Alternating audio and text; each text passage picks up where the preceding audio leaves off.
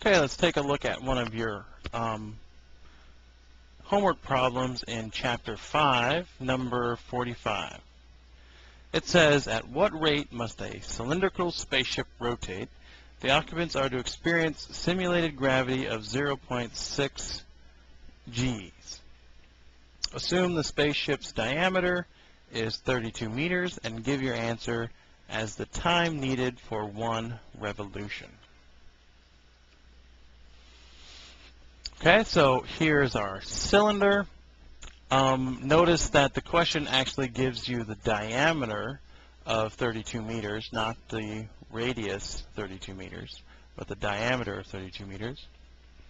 And on the inside here, we want our radial acceleration, AR, to be 0.6 times g, and this is g 9.80 meters per second squared. Now, it asks you to give the time needed for one revolution. Now, the time needed for one revolution is simply the period, or t here. Okay, so let's take a look at how we do that. We know our radial acceleration is equal to v squared over r. And if we solve this for v, we get the square root of our radial acceleration times the radius.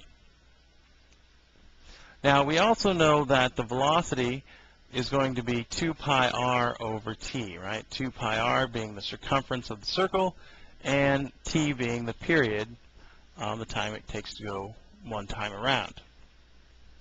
So, if this is v and this is v, these two have to be equal to each other. So, 2 pi r over the period is equal to the square root of a sub r times r. Okay? We know what r is because we know what the diameter is.